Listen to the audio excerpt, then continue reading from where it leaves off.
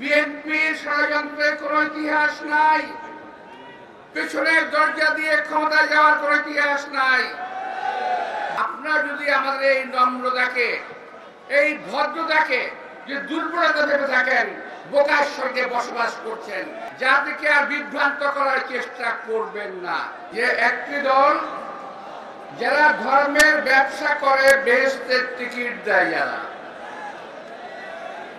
তারা বলছে একটি বৃহৎ দল এই দেশের গণতন্ত্র নিয়ে ষড়যন্ত্র করছে। আমি তার জবাবে বলতে চাই, এই আপনারা যারা কথা বলছেন, আপনার দেশের স্বাধীনতা সার্বভৌমত্ব নিয়ে ষড়যন্ত্র করছেন। এই দেশের স্বাধীনতা বিএনপি নেতা শহীদ রাষ্ট্রপতি জিয়া রহমান সাহেবের নেতৃত্বে হয়েছিল। আজকে 7 নভেম্বর আপনারা তাকে সেই দিনটিকে অশ্রদ্ধা জানিয়েছেন। এই দিন নিয়ে কোনো কথা বলছেন না, বলছেন একটি বৃহৎ দল ষড়যন্ত্র করছে। বিএনপির ষড়যন্ত্রের কোন ইতিহাস নাই, পেছনের দরজা দিয়ে ক্ষমতা যাওয়ার কোন ইতিহাস নাই।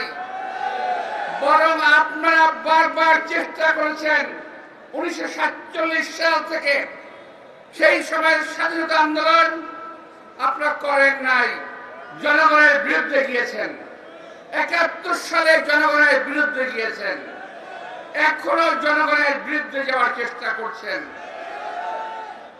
বিএনপি কিছুদিন যাবৎ খুব শান্ত, সভ্য, ভদ্র হিসেবে আমরা বলেছিলাম এই সরকারকে আমরা সহযোগিতা করব। আমরা বরাবর সহযোগিতা করে যাচ্ছি। আপনারা যদি আমাদের এই নম্রতাকে, এই ভদ্রতাকে যে দুর্বলতা ভেবে থাকেন, বোকার সঙ্গে বসবাস করছেন। বিএনপি যদি মাঠে নামে, আপনাদেরকে ট্যাবলেট খাওয়ার জন্য খুঁজে পাওয়া যাবে না। আমরা বলে দিচ্ছি, আমরা হুঁশিয়ার করে দিচ্ছি, ষড়যন্ত্র থেকে সাবধান থাকেন। সনদ নিয়ে কি হয়েছে এ বিষয়ে আমাদের নেতা মির্জা ফখরুল ইসলাম সাহেব বলবেন।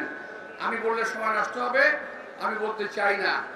অনেকে লম্বা লম্বা কথা বলছে সনদ নিয়ে, আমরা বারবার এটাকে মানতে চেয়েছি, কিন্তু আপনারা একটা না একটা খুব ধরছেন এবং এটাকে নষ্ট করার চেষ্টা করছেন। এই সমস্ত অপকর্ম বাদ দেন। বিগত দিনের ইতিহাস থেকে দেখে নিন, আপনারা ক্ষমা চান, এখনো সময় আছে। জাতিকে আর বিভ্রান্ত করার চেষ্টা করবেন না। আপনাদের সবাইকে আন্তরিক ধন্যবাদ এবং শুভেচ্ছা জানিয়ে বক্তব্য শেষ করছি। খোদা হাফেজ।